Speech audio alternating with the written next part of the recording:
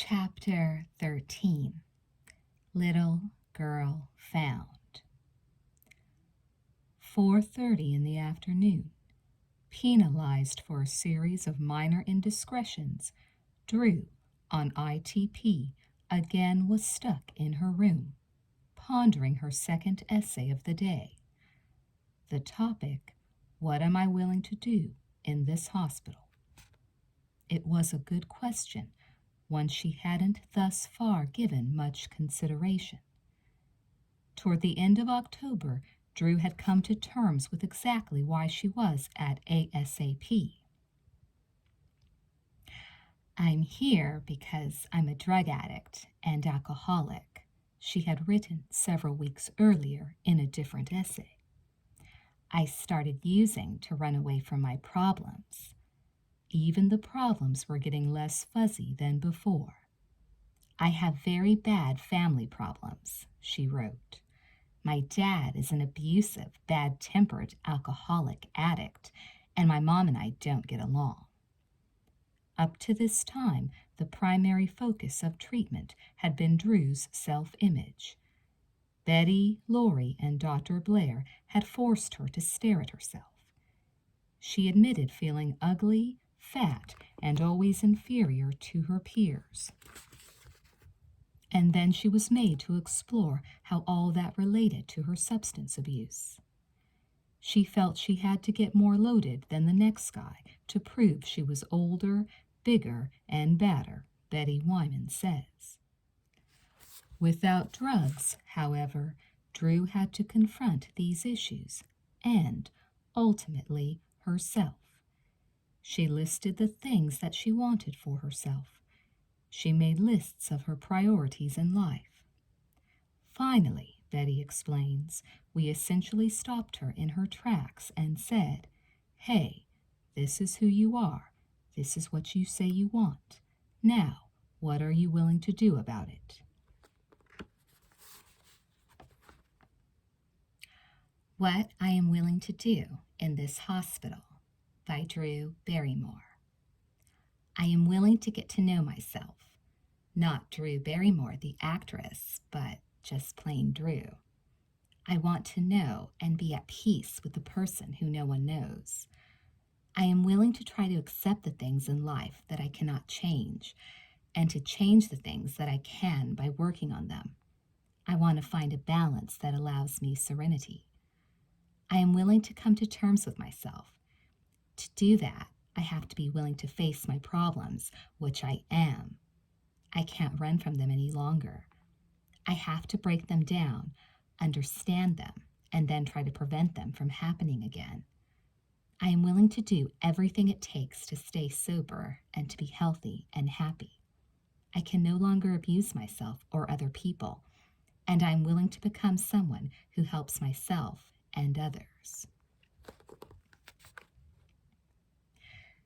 Despite the insights and resolutions Drew enumerated on paper, treatment proceeded on its own painstaking schedule. Improvement was slow and vague.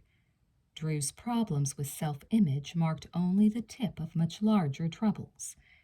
Drew still had to face and resolve the source issues that had made her life so unbearable.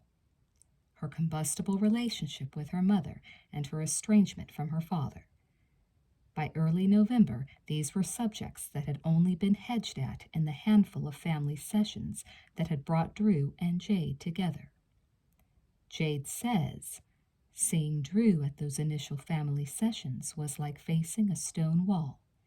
She was very resentful and angry. If there was any communication, it was very accusatory, sarcastic, and hostile. I wasn't equipped to deal with it. I didn't know how. Either I'd yell out of frustration, or I'd withdraw, or I'd become as resentful as Drew. Both of us cried a lot.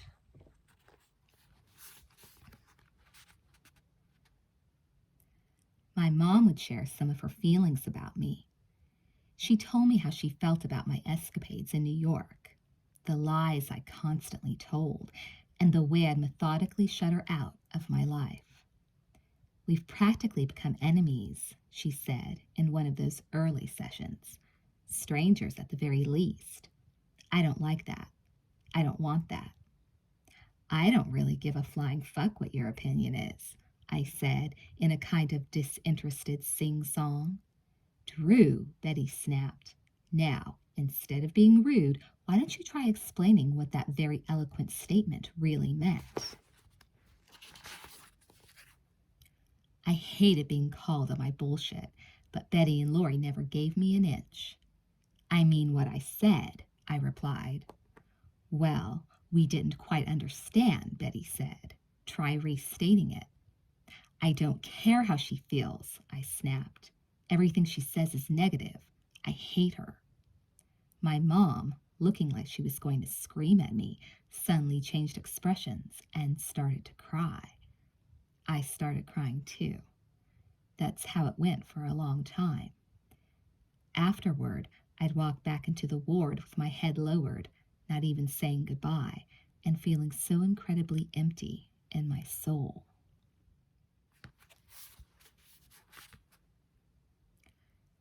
How come you can't speak to your mother? Dr. Blair asked Drew the next time she saw him. Every session of therapy, individual or family, was gone over or processed, as it's called in the hospital. If an issue was raised, it was processed from beginning till end, from ambiguity to complete understanding.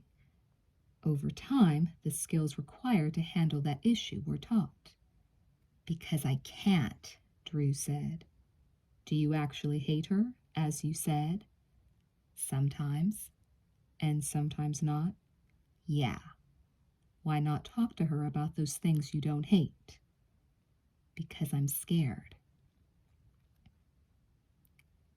Dear Mom, I scrawled in a letter Dr. Blair had me write in my composition book. I really don't know what to say because I'm really scared of how it might come out. I feel like I hurt you so bad. I really am sorry about all that's happened. I don't know if we will ever be the same, but I hope that you can forgive me for what I have done. I can accept that it won't be easy. I'm sorry. I love you. I'm really going to try the next time I see you. I really want to set myself straight. Meanwhile, events transpired that shook up the comfortable routines Drew had created for herself in the hospital. First, Edie, a statuesque teenage model with long brown hair, received her discharge date and sent Drew a goodbye letter. Drew read the emotional 2-page missive, which was written in red ink and decorated with hearts, and cried. Dear Drew, my best friend, I'm really going to miss you. We've been through so much together. When I first saw you and asked why you were in here, Laurie said, the same reason you were put in here. We have so much in common. Despite our ups and downs, you are a true friend. I want you to know I'll always be there for you. When you left the hospital to go shoot the movie in Nevada, I really closed up. I hope that doesn't happen to you because I lost a lot from it. Learn from my mistakes. When I think about leaving here, I get really paranoid. I never thought I would be anything but overjoyed to leave, but I am sad, sad, sad, and very scared. I hope life does go good for me. I hope you keep going forward. When you lost your sobriety, I was very angry, but more sad. I care about you. Please, don't be so self-destructive. Write about your problems. Talk them out. I wish I could explain my feelings better, but they're all jumbled inside. The very best I can say is, 1, I love you, and 2, the program really does work. Love always, and will rage when you get out. Edie. Then, within days of Edie's departure, another friend transferred to another hospital. Minus her 2 closest friends, she backstepped her way into a morose frame of mind.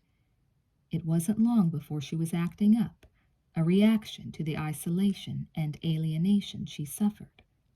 Then a letter from Edie arrived. A tiny card, actually, festooned with hearts and arrows and happy faces. Drew Bear. Hey, babe. I looked for you Wednesday to say bye, but you disappeared. A word of advice. You have to stop torturing yourself. Don't fret on being in there. Don't obsess. All that does is make you 1,000 times worse. You'll miss that crazy farm when you leave, I guarantee you. Drink up all the love and support you're getting. I'm happy I was there. It really helped my life. 122 days sober now. That's a long time. Keep your eyes as open as your heart. Edie. I was so sad. Without my friends, I felt very lonely.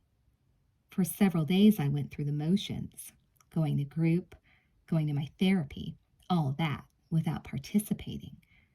But I did listen, and I did, as Edie advised, keep my eyes open. What I saw jarred me.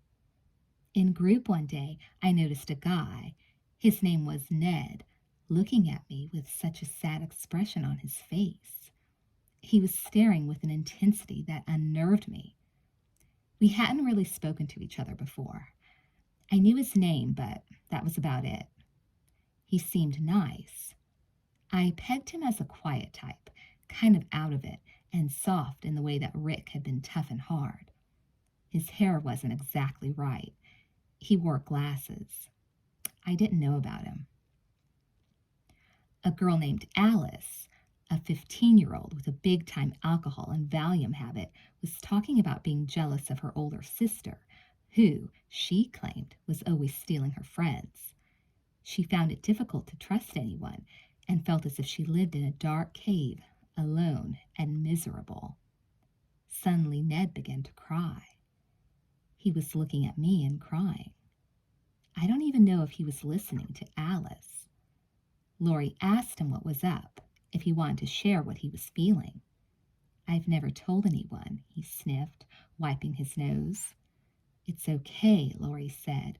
We'll listen to you. We'll support you in whatever you say. Well, I used to. He lost it and continued to cry. Try to get it out, someone said. It'll help if you just say it. He rubbed his eyes, looked out the window, and then turned back toward me. I used to have trouble with my father, he stammered. When I was littler, he molested me. There was arguing between him and my mom. I'd hear the yelling. He'd be drunk and angry. And later in the night, when it was finally all quiet, he'd come into my room and do things to me. Ned broke down and started sobbing. So did I. So did everyone else in the room. It was like that in group. Not often, but enough so that if you'd been through it several times, those stories affected you. How could they not? The next day, Ned was again talking about his father. Laurie led him into a discussion of the emotional distress his abuse caused. It turned into another teary session. When Ned started talking about how awful his father made him feel about himself, how empty and devoid of love he felt, I couldn't help but recognize how closely his story seemed to mine. It's not your fucking fault, I piped up, without even thinking about contributing to the group. He's the one with the goddamn problem. Drew, Laurie said, can you relate? I gulped. I suddenly regretted my intrusion into the group and wanted to shrink back into whatever dark hole I'd come from. But I didn't. To me, the moment was like going off the high dive for the first time. You're petrified at the jump, but you know that you'll feel stronger for doing it. I felt the pull of that strange connection between Ned and me and looked directly at him, perhaps gathering strength from his ability to have shared something incredibly painful and secret as he did the day before. Yeah, I can, I said in a muffled voice. I've never shared this with anyone before either, but my father hit me and abused me, not sexually, but physically and emotionally. Then I started to weep. Like Ned, though, I wasn't alone. When I looked up, wondering whether or not to continue, I saw that everyone else in the room was crying with me, for me. They shared in my suffering and cared about me. Had that ever happened before? No, I didn't think so, and that gave me the courage to go on talking about my dad. In braving one of my deepest secrets, something I never even told my mom, something that had made me feel unloved, unworthy, and so alone, I found the shared sympathy and comfort of a group and saw that I was none of those things. If it sounds quick, it was. I felt it immediately. I'd crossed a line I'd never dared cross before, and from then on, it became easier to share. Not long afterward, in another group, a girl began talking about how her grandfather was dying from Alzheimer's disease. When Melissa had last seen him, he hadn't even recognized her. I told Melissa how crummy I had felt over not being able to say goodbye to my grandfather before he died. We talked a lot in that group about losing people we loved and about loving the people we had, things that I was only beginning to be aware of. After, we hugged and decided that we could help each other. If you can't make yourself feel any better, I said, find me and we'll talk about it. I knew I was changing. I recognized that I was able to help Melissa. Equally important, though, I was being helped too. Both felt good. Something was stirring inside Drew's head. Betty Wyman had seen it happen countless times before to kids just like Drew. For whatever reason, they suddenly got it. Many times with kids around Drew's age, it begins with a challenge of some sort, she explains. They take on the program and their sobriety as if it were a challenge. That's fine. Anything to get the momentum going. That's the way it was with Drew, too. For 2 months, she had been one of the most unstable, bedeviled patients in the hospital. She had been content in that role, which suited her self-image. It had almost become expected of her by friends. That's how she imagined herself, and that's how other people came to view her. However, once Drew's closest friends were out of the picture, Drew's antics no longer got the same reaction. The rewards of acting up vanished. She had to find something new.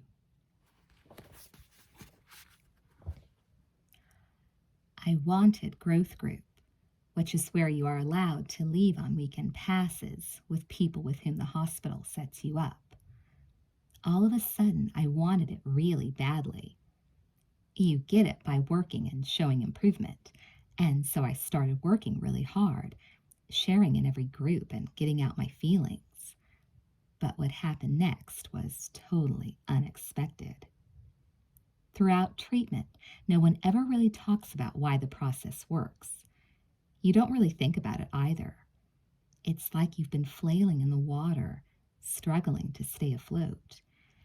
And suddenly, in the seconds just prior to drowning, someone you've never laid eyes on tosses you a life preserver. Instead of asking questions, you grab on and let them pull you ashore. When you regain a bit of strength, you kick some, and after a while you find that you're trying to swim again. I recall some of the speakers we had visit our groups, mentioning a moment of spiritual awakening or a sudden sense of clarity, where they opened their eyes and surrendered or accepted their addiction. In working a program, acceptance is an important concept, one that's drummed into you over and over again. Until I could accept my alcoholism, the big book states, I could not stay sober. Unless I accept life completely on life's terms, I cannot be happy. I need to concentrate not so much on what needs to be changed in the world as on what needs to be changed in me and in my attitudes. I wasn't a good addict. I'd had that discussion several times with Betty, and I understood. Drugs had caused me to be handcuffed and led into a psycho ward. I'd bought plane tickets to Hawaii with a stolen credit card. I destroyed my relationship with my mother, the one person who'd been with me through my entire life. I didn't want to be that person. I saw that drugs and alcohol weren't solving my problems, only making them worse. I had my moment of clarity. As I shared, I found, wow, this feels really good. I'm really opening myself up. People are learning to accept me, and I'm learning to accept myself. I talked my head off. I became close to people. I interacted in games, activities, and started coming out in the open. The roll call for growth group was every Tuesday and Thursday after doctor's group, and despite my efforts, I didn't hear my name called. Finally, after about 3 weeks of concentrated effort, Lori read off the names of everyone who was getting growth group. Mine wasn't one of them. I slapped my desk out of frustration and said, "Damn." "Wait a minute," she smiled. "There is one more name." Everyone started drumming their desks, and Lori looked at me. "Hey, babe," she smiled. "You got it." It was a milestone whose importance can't be underestimated. Growth group eased patients into the outside world again. Chaperoned by former patients on Saturdays and recovering adults on Sunday, they attended movies and concerts, visited parks, played softball, went bowling and miniature golfing, or barbecued hot dogs and hamburgers at the beach. The lesson was simple. They could have fun without getting high. For most, it was the first time they had ever done any of these things without drugs or alcohol. For Drew, it was the first time she had done many of these things, period. Growth group kept me hungry. I didn't want to give it up. It made me try hard in groups and in my family sessions, and the harder I tried, the better I felt. The more I dumped, the less pressure I felt. It didn't get any easier to express myself. I had to force myself at times, but I actually felt the weight I'd been shouldering lighten.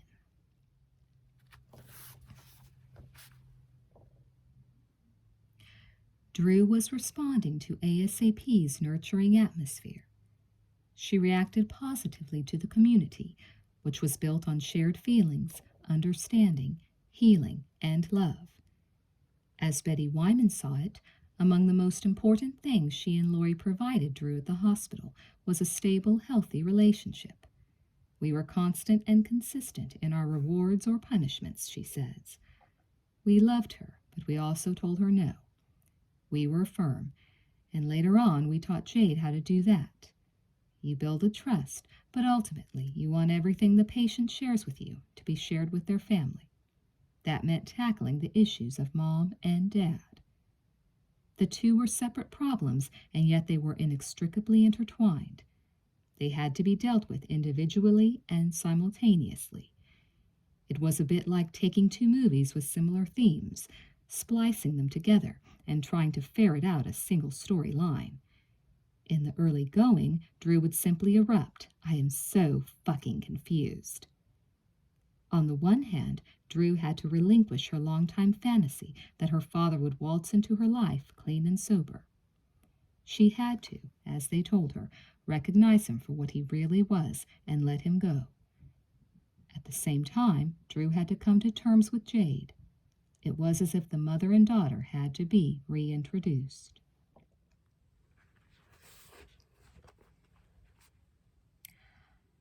Our family sessions didn't turn around until I'd acknowledged the benefit of taking a risk. For a long time, my mother had been willing to communicate, to air her gripes, and to listen to whatever I had to say. But I'd been so negative that our sessions served only as evidence of the incredible hurt and anger that had driven us apart. She spoke, I swore, and both of us cried endlessly. But shortly after I earned growth group, we had our first good family session. It began, as usual, with my mother talking about how emotionally bruised she was. The difference this time is that I was listening to her. God, I hated hearing her tell and retell the lies I told her over the years, how she felt mistreated and taken advantage of. It all sounded so one sided, and in my mind I thought, did I do all that? Am I that much of an asshole? How does listening to that make you feel? Betty asked. She'd often posed that question, and normally I answered with a flippant, I don't give a shit. I don't care one way or the other. Truthfully, though, I did care. If I could only climb inside your head and see what you're feeling, Drew, my mom sighed, shaking her head. I'm so frustrated. I know it's not all you, but I can't learn if you don't share with me. All of a sudden, I just started to cry and cry and cry. I saw the frustration on her face, and in my heart, I wanted to reach out to her. I wanted her to be my mother, like the other kids had, but I didn't know how to go about it. Okay, I sniffed. Take a deep breath, Betty advised. Dry your eyes. What do you want me to say? I asked, not knowing how or where to begin. How about telling your mom how you feel about her? Betty said. We've made lists of likes and dislikes. Try remembering what you wrote. I saw my mother stiffen in her chair. Well, the things I like about my mom, I said to Betty, are, well, one, she cares about me. She truly does love me. I know that. She must, considering what a total jerk I've been, and she's always there when I need her. She's easy to manipulate. I mean, I've gotten away with murder, and she gives me freedom, kinda, and lets me be my own person. Good, Betty smiled. And the dislikes? When I was younger, she was never there for me, I continued, though it was harder this time. That's the way I felt, at least. And these days, she takes everything out on me. I mean, she's always so negative. She compares me to my friends. She's greedy with all our money, hardly giving me any. She's all business and no pleasure.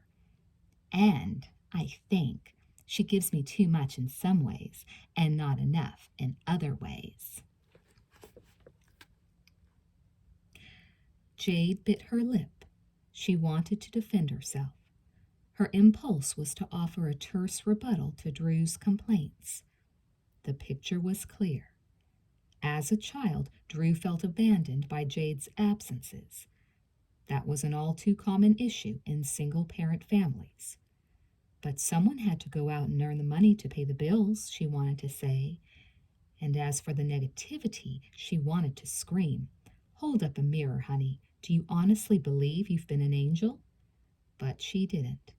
She held herself back and listened to her daughter, which was something new on her part, trying to understand and gain insight.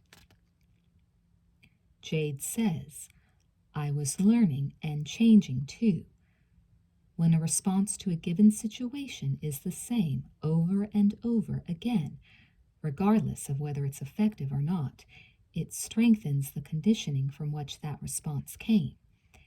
It's as if you were on automatic pilot. When you act like that, you aren't even consciously aware of what that response elicits. It's like doing the same script over and over. Given that circumstance, it's impossible for the situation to change. It feeds on itself and perpetuates itself. That's a pretty good definition of a codependent relationship, as well as a description of the way Drew and I had been speaking to each other. I screamed without listening. Early on, I was giving those kind of knee-jerk responses. Betty or Lori would point out that they were not only ineffective, but they created the exact reaction on Drew's part with which I couldn't deal. Things just got more out of control. I needed to pull away, they instructed, from being a totally subjective participant and find a perspective from the outside looking in. I had to think, what does that response elicit? What's the result of that response?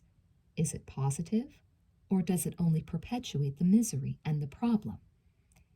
In effect, Drew was correct in her comments of my negativity. I couldn't see it. As far as our arguments went, I was constantly backpedaling, trying to show what I was doing that was productive and positive in the relationship, essentially defending myself and constantly being frustrated by not getting the reaction I wanted because of my behavior. I had to change my behavior. I learned to pull back and stop buying into her manipulative behavior. I learned to stop being codependent. If Drew, for instance, accused me of feeling a particular way that had no validity, instead of arguing with her and justifying my own position, I'd just stop and say, "Fine, you're entitled to feel that way, but I've heard that excuse before, and if you can't come up with something new, then it's time for me to back out and leave." When I did something like that, she'd look at me in shock and say, "What do you mean you're leaving? You don't care about me." And I'd say, "No, it's not that I don't care. I do care, and that's why I'm not going to feed into your bullshit. I'm not going to be a stupid, naive jerk anymore." As far as discipline went, whatever threats I imposed, they told me I had to come through on. But the threats couldn't be an emotional response. They had to be something that was logical, objective, and very clear. I had to pull back from my ridiculously overblown emotional investment in every move that she made. When she said that I didn't care, I had to tell her that wasn't it. I was just no longer being manipulated. And when I changed my response, Drew had to change her response as well. The concept was so logical that I felt like an idiot when it was explained to me. We were like two people who fight year after year, learning their moves and punching on automatic. But when one person finally slips in a new move, it changes everything. That's what I did. Change didn't come overnight, no matter how aware Jade became. In fact, there were slips. Visiting hours at the hospital were from 6 to 7 at night. One evening, Jade arrived 5 minutes past 7 and persuaded the nurse on duty to allow her back to Drew's room for a few minutes. Toting a script under her arm, she handed it to Drew, who burst into a raging temper tantrum. "Can't you just be my mom for a goddamn minute?" she yelled. "Don't you listen to a thing I say? I don't want you to be my manager. I want a mother. Other kids' parents bring them McDonald's. Why do I have to get scripts?" Jade shrank out of the hospital, distraught, realizing she'd made a huge mistake. In the following family session, Drew's fury was still in the danger zone. "Sometimes I don't want to work," she said. "I just want to be a little girl. I just want to be ordinary Drew, not Drew Barrymore." Jade got the point immediately. First and foremost, she recalls, Drew was my baby, my child, and she made me realize that I needed to reconsider my actions. My priorities weren't wrong, I don't think, but the manner in which I showed them needed revamping. I wasn't listening to what she was saying to me. Later that night, Drew was summoned to the ASAP office, where a package overflowing with ribbons and balloons was waiting for her. Hurrying back to her room, she ripped open the gift-wrapped box and pulled out a pair of fluffy, cow-shaped slippers. The card read, "I am very proud of the way you dealt with everything today. Things have been so hard for us, but I feel that you were really honest. I know you really want to be better. So do I. I thought these little cows might make you feel a little cozy when you put them on. Love, Mom." She sobbed and fell asleep that night, wearing her slippers. It meant so much to me. That night, someone asked where I got my slippers, and I smiled. My mom brought them to me. Kids were always getting little gifts or presents. Everyone, it seemed, accept me. What did my mother bring me? A script. She wanted me to work, which I knew I wasn't ready for. I told her that in the session after I blew up at her, and though she said she understood, I wondered. But when I finally got that special little something that told me she cared and that she loved me for being me, well, it sounds stupid, but it made a difference. Jade says, when you make a new resolution, you have to keep strengthening and nurturing and reinforcing it. When you've had years of practicing a pattern that you're asserting over and over again, in order to change, you have to build a new foundation. If it's not a tremendously conscious effort at every moment, it's easy to slide back to where you were. It's like putting on this old, comfortable pair of shoes. You have to break the new ones in, and that takes time, and it's uncomfortable at first. You feel so ashamed for backtracking. Your self-esteem is at stake. When you realize what a jerk you're being, you vow to get tough.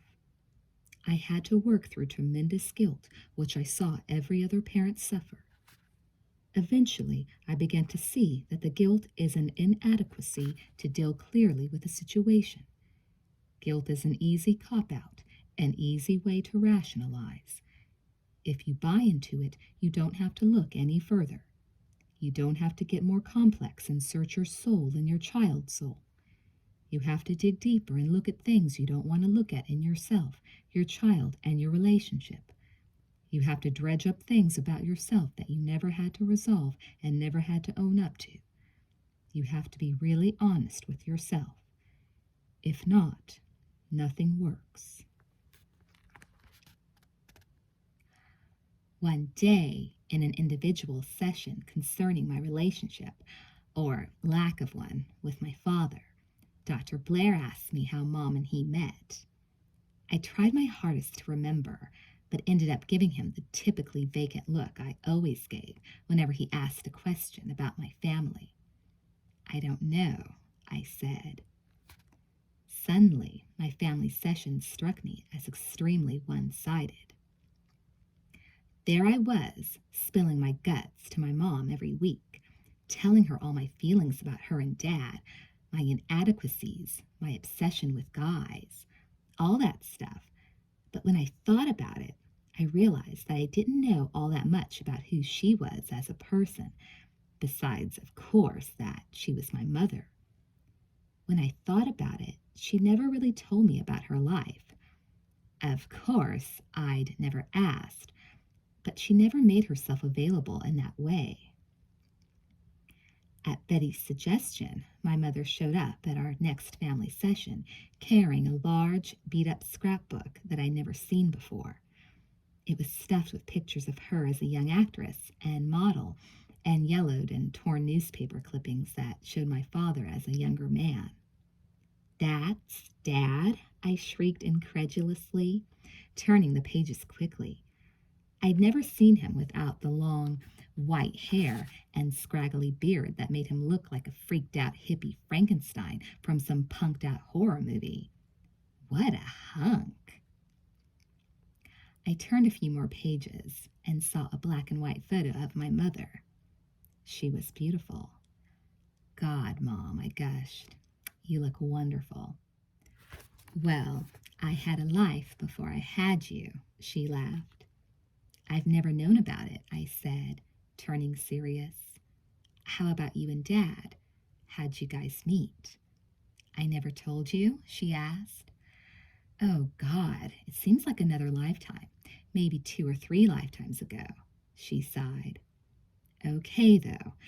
We met at the Troubadour. You know, the music club on Santa Monica Boulevard."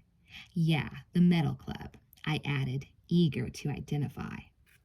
"Right, but it wasn't heavy metal then. It was very cool then, the center of the LA music scene. Jackson Browne played there, James Taylor, Elton John, The Doors. All those people played there in the early days. I was a waitress there, oh gosh, for a long time, and that's where I met your father. He came in with friends and, well, you saw he was extremely handsome." "A hunk," I quickly interjected. Aha, she smiled. Very movie starish. He had a certain way about him that I found attractive, and I suppose I had a certain way about me that he also liked.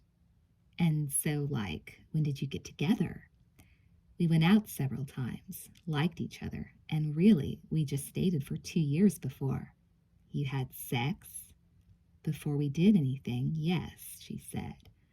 We were caught up in the bohemian life, very artsy-fartsy and actorish. We didn't have any money. For a while, we lived together at a friend's house.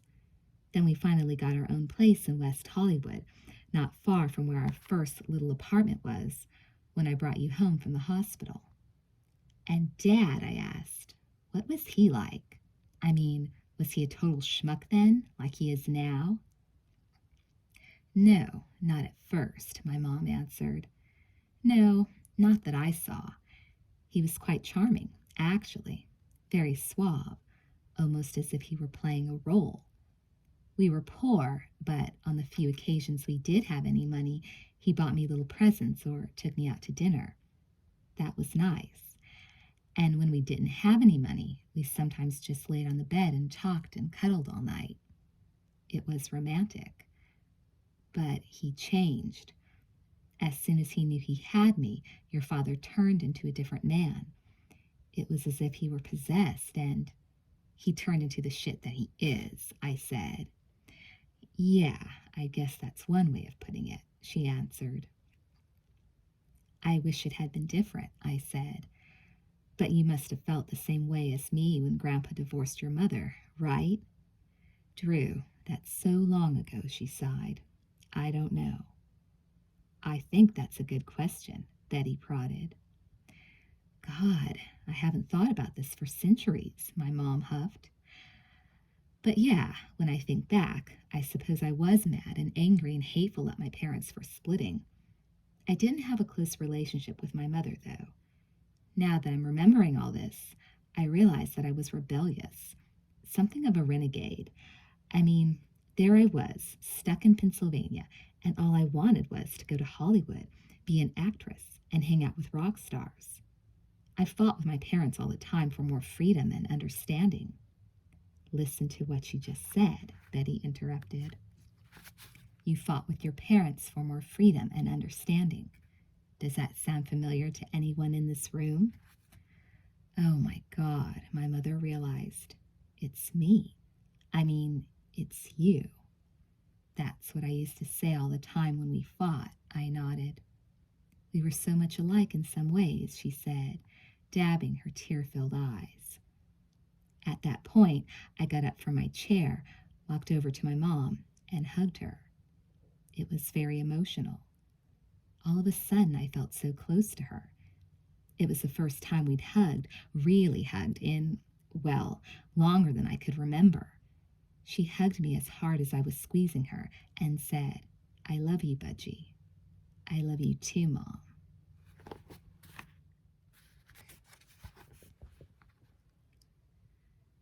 Despite the strides with Jade, there was less apparent progress where Drew's father was concerned. Drew was reluctant to give up her fantasies about him. Then Betty got an idea, a long shot that required time to set up. With Drew working hard to maintain her weekend pass privileges, Betty arranged for her to go out on growth group with a friend of hers, Jan Dance, the wife of rock star David Crosby. Both Jan and David were recovering addicts whose problems with substance abuse had been well chronicled in the media. But the pairing was arranged because, Betty explains, Drew responded so much better to adult companionship. She enjoyed being with kids her own age, but she delighted in the nurturing of a stable adult relationship. Drew's relationship with Jan and David also looked forward to the day when she would be out of the hospital and need a network of sponsors, surrogates for Betty and Lori, whom she could call in times of crisis. They hit it off perfectly. Drew attended AA meetings with Jan, went out to dinner, ordered in pizza, and watched movies. I found I could talk with Jan about anything, Drew says. Guys, the hospital, my mom. I also listened to her. She'd been through what I was going through, and that counted for a lot. Jan, it seemed, knew just what to say when Drew turned up feeling anxious about the work she was doing with her mother. It's so hard, Drew told her. Sometimes we'll get along, but then she comes down on me, and I hate her for it. You know you have to accept your mom for the way she is, Jan offered. You can't change her. The only person you should worry about changing is yourself. When you turn 18, you don't ever have to see your mother if you don't want to, but you can't get away from yourself until you're dead. Why does it have to be so hard and confusing? Drew said. I just want to get out of the hospital. Don't rush it, Jan responded. You'll know when it's time.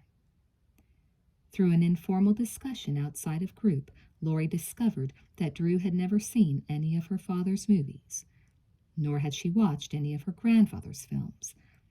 Lori and Betty were amazed.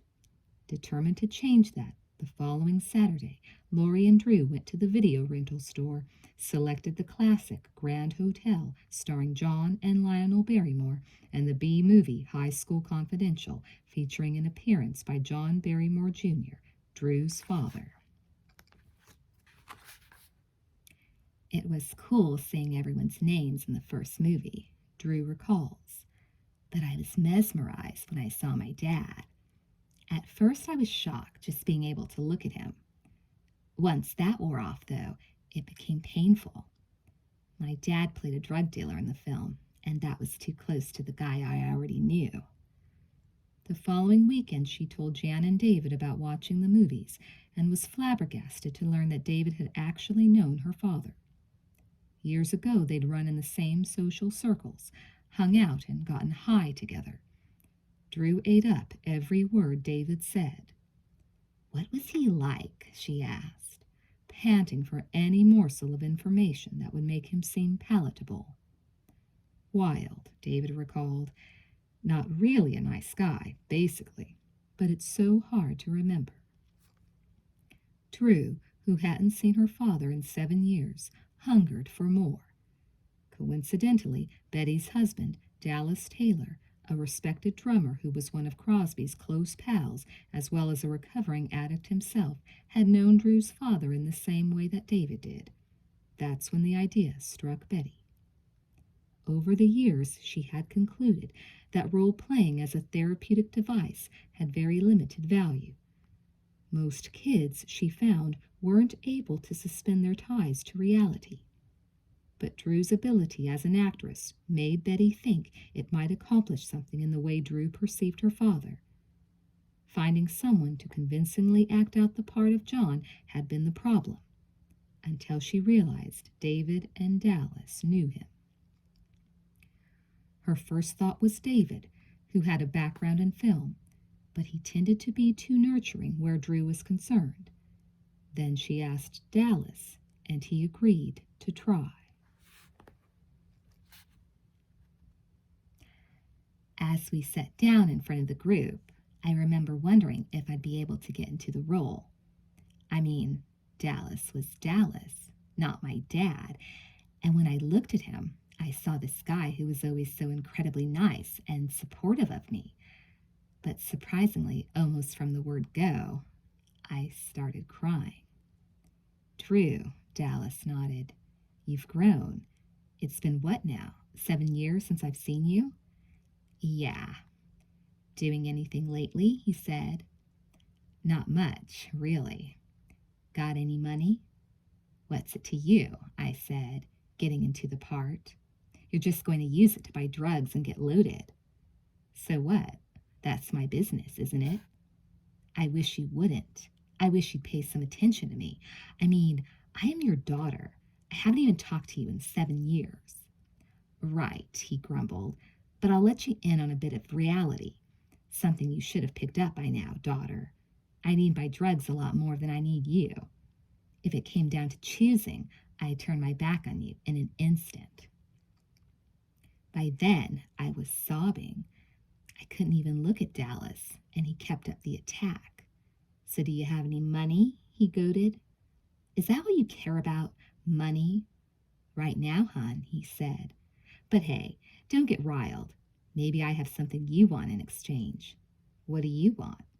What I want is a dad, you asshole, I screamed, by then oblivious to the fact that 20 people were watching us, and Dallas was only pretending to be my father. You got that already, he said. You're looking at him. Oh, right, I sped out. Like I need that. Every single hurt you ever inflicted has stayed with me. I can still hear you telling me, daughter, I wish that you never been born. It was a mistake. And I, like a jerk, believed you. And those times when you hit me, I'm still in pain and bruised. Those injuries don't just go away. They've been incredibly damaging. Well, what do you want me to do about them? Oh, I screamed out of frustration. Why did Mom have to marry someone like you? I don't know what to do. That's when Betty and Lori jumped in. What you do is let him go, Drew, they advised. Love him if you want, but recognize that he's never going to be there for you, at least in the way you imagine. It was a heavy session, one that required lots of processing, and the next afternoon, Dr. Blair asked Drew to write a letter to her father, explaining how she felt about him. Dear Dad, this is how I feel. I feel like you were never there for me, and when you were there, it was only to hurt me. I really wish you would tell what you feel about me and tell me why. I never did anything but love you and keep forgiving you, and you never did anything but hurt me and cause me pain. Well, I'm all out of love and forgiveness for you. Love is a two-way street, and your street turned out to be a dead end. If I had one wish, it would be for you to straighten up and get your goddamn act together. So many people have tried to help you, but all you've done is fuck them over. I was like that too. Are you happy? Is that your wish? For your kids to be as messed up as you are? I'll tell you one thing, though. I'm going to get out of this and live a happy life. And unless you do a lot, you won't be a part of that. I hope I'm wrong. I hope you will be a part of it. Somehow. I really would like to hear you say, I love you, Drew. I really would. But I guess I never will. Something unexpected occurred several days later. Out on growth group with friends, Drew went to a park on a picnic. She was having a really good pass, playing frisbee, enjoying herself and not thinking about the hospital. However, in the park, she spotted a tall, rail-thin man with a wild shock of white hair and a long beard. Drew studied his movements carefully as he searched through trash cans, read a newspaper on the bench, and drank from a bottle of cheap wine. She thought it was her father. When she returned to the hospital later that night, Drew was quite anxious and animated and telephoned Betty right away at home. Rambling on and on about what she believed was a chance sighting of her dad, Drew took several hours to calm down. Betty suggested she write another letter to her father, telling him what she might have said to him if that had indeed been him at the park and they had talked.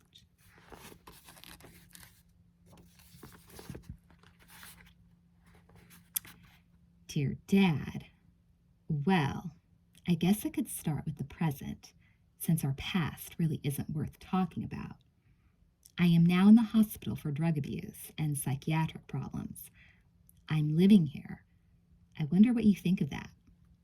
Probably a waste of time, huh? Anyway, in my family sessions, more like mother-daughter sessions, since I really wouldn't dare call us a family, you've been the main topic lately. I'm so angry at you. To tell you the truth, something I've never had the chance to do, I resent the hell out of you. Even so, I really want to see you, just once, and tell you everything you have done to me that's messed me up. I also need to tell you that I love you while I still have the chance. I'm really frightened that you're going to die from drugs, and I won't get a chance to say it. Love, Drew. The next day, I had a family session, and I shared all my feelings about seeing him. Surprisingly, my mom didn't seem that affected. I tried convincing her that it was him, but she adamantly refused to believe it. "How do you know?" I asked. "Because he's in Taos, New Mexico," she said. I got really angry at that point, thinking that she had known where he was this whole time and was keeping it a secret from me. "No," she said. "I just found out a few days ago. He called your agent asking for you." "Really?" I perked up. "I think he wants money," she said. I knew my mom was probably right, but she didn't end the conversation there, as she would have done in the past. Instead, she told me that she had thought long and hard and decided it was unfair to completely shut him out of my life without at least asking me. "He is, after all, your father," she said. My mom was willing, she explained, to send him one lump sum of money. He could use it to clean himself up or flee the country and start over, what she expressed some desire to try. Whatever he wanted. But, she added, it was the last time she was going to give in to his demands. "So what do I do?" I asked, curious. "Well, I got his telephone number, and if you want, you can call him up." We scheduled the call for 4:30 the next day. That entire morning and afternoon, all I could think about was that telephone number. I went over the digits in my head till they were ingrained in my memory. Despite my negative feelings about him, I couldn't help but be drawn to speaking to him. Maybe he wouldn't be as bad as I remembered, or as everyone said. Maybe he would have gotten himself together, and he'd be really nice, the dad I'd always wanted. So I went into Betty's office, dialed, and asked the hotel operator for the room number. It rang twice. "What?" snapped this mean-sounding voice on the other end. He knew I was going to call, and, hearing his voice, my heart sank like an anchor in a swimming pool. You could hear it crashing on the bottom.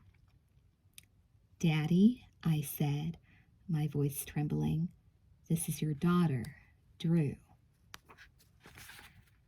For about 15 minutes, the conversation went nice and slow.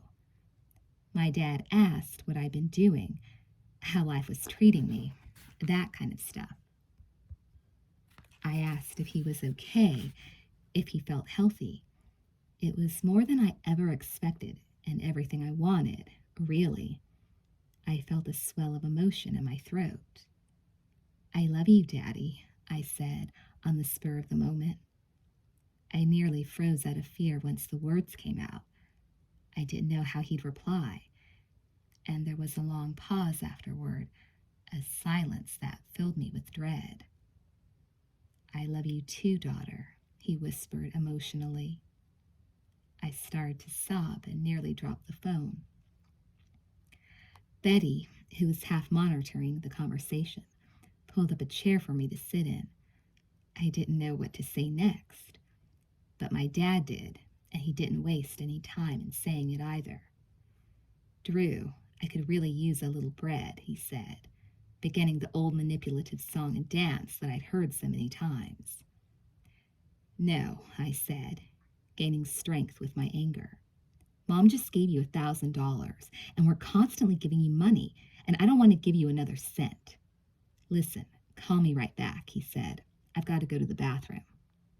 In the 10-minute interval that followed, I dried my tears and sipped on a cup of tea and lemon, gathering support from Betty and Lori. Then I dialed again, and when my dad answered, it was obvious from the sound of his voice that he'd gotten high. I was so angry, I wanted to say, "You sick jerk," but I held back and listened to him babble on for a few minutes. Finally, I just didn't want to listen anymore.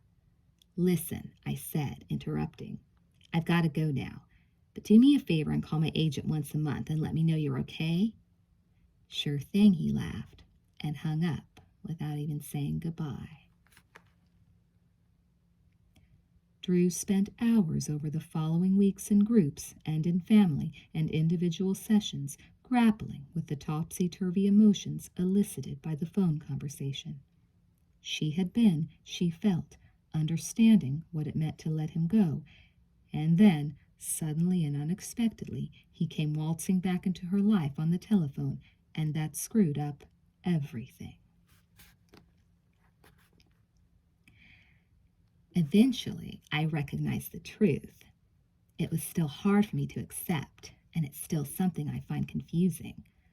I replayed our conversation over and over in my mind and thought about all my past experiences with him, trying to get one clear picture of the man my dad really was. It took time and courage, but I tried to be honest with myself. He wasn't a good guy to me. I was in my room one night, exhausted from hashing out the issue in group, wanting nothing more than to smoke a cigarette in a calm moment where I could be by myself. There was a knock on the door, and a girlfriend of mine walked right in. In the hospital, people tend to get excited and emotional when they have something worthwhile to share, something they think will help a situation, and she was worked up. "Drew," she said, with a degree of urgency, "I lost my dad. He died. There wasn't anything I could do to bring him back, no matter how much I wanted to. I loved him so much. I cried for weeks, and I finally had to let him go. For myself. But your dad is a fucking creep. Can't you see that? He's treated you like shit all your life. Don't stop loving him if you want, but just don't obsess on the guy anymore. He's already ruined enough of your life." Then she turned and walked out. Just like that. It was like a sudden thunderstorm. Thunder, lightning, and then quiet. But I sat there thinking about what she said, and it made sense to me. I could love him, but I didn't have to have him in my life. It made sense. Chapter 14. Day by Day. Throughout the first part of December, Drew talked about nothing but her discharge date. Not a word about her release had been mentioned by either Betty or Lori, but that didn't matter. She sensed the time was getting near. A number of her friends had already left, and watching some of the other kids leave before the Christmas holiday only made her more eager to hear her discharge date. I made it a bigger issue than it was supposed to be. I constantly asked, "When am I going home? What about me?" I was pretty resentful watching everyone else leave. I'd been there, it seemed, longer than anyone. Then my roommate got her DC date, and I was so jealous. That night, we got into a big fight, and the following day in group, I talked about how envious I was of her.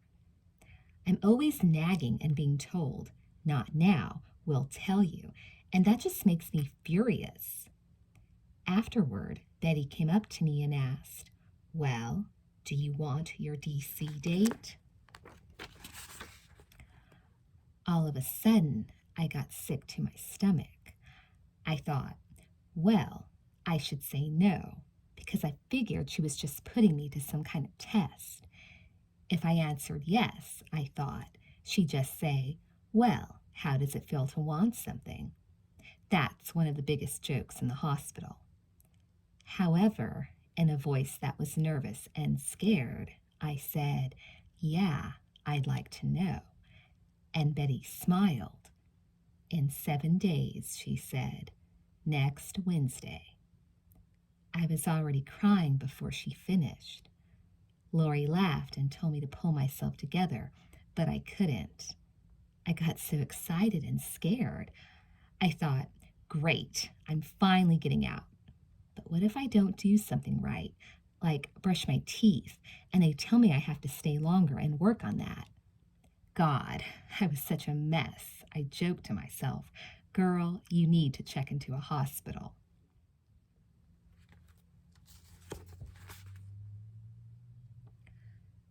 The day after receiving her discharge date, the National Enquirer fiasco occurred.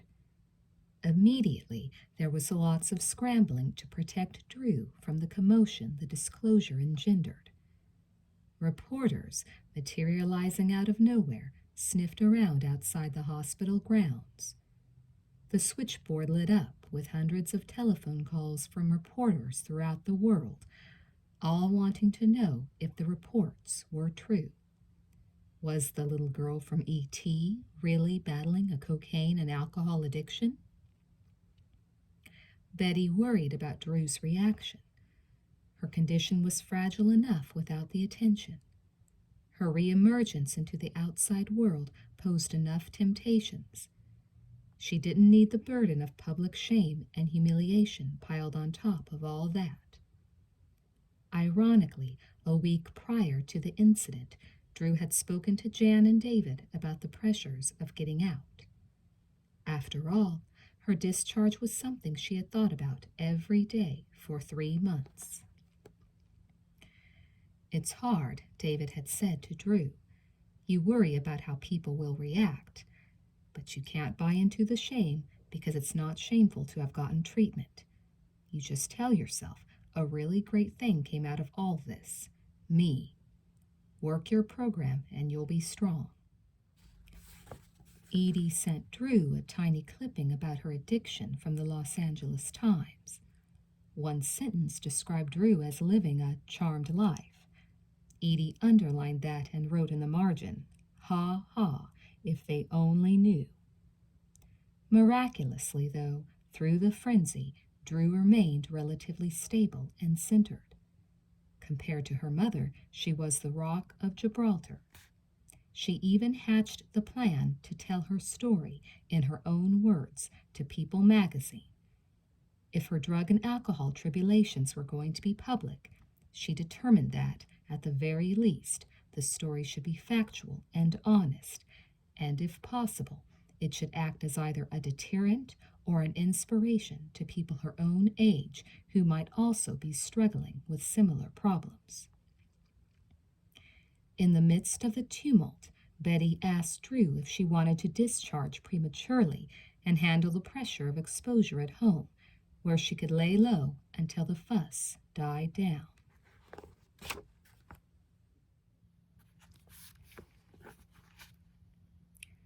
For 3 months and 1 day, I'd thought or talked about nothing but getting out of the hospital.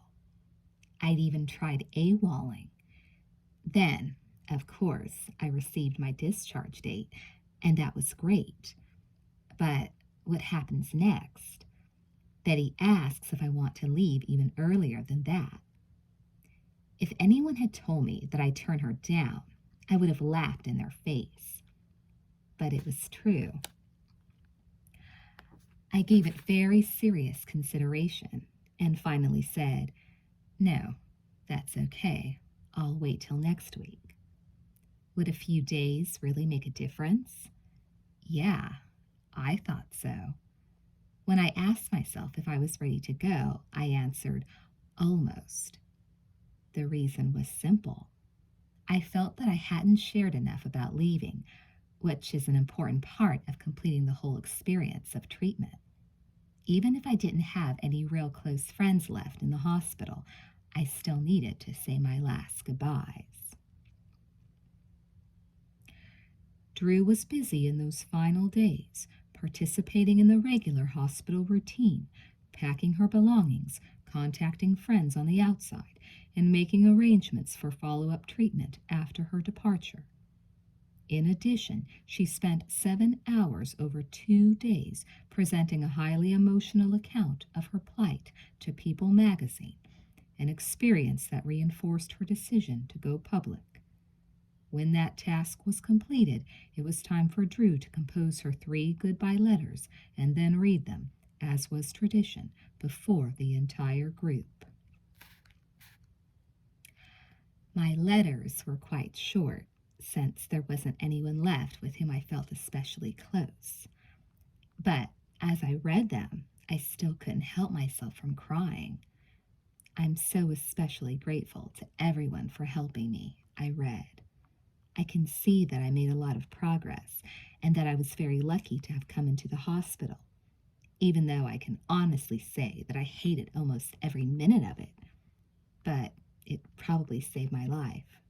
I'm sure of that much.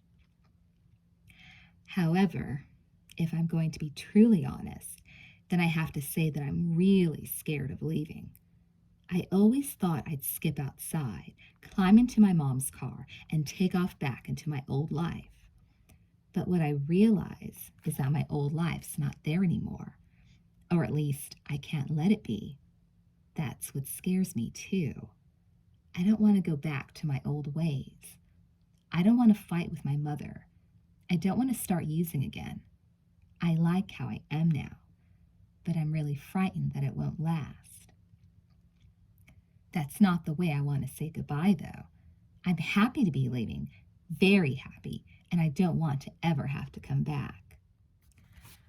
I sat down, and Betty walked over and put her hand on my shoulder. It's okay to be scared, Drew. She smiled. The real world is scary. That's part of life. You just have to be prepared for that, and you have to be strong.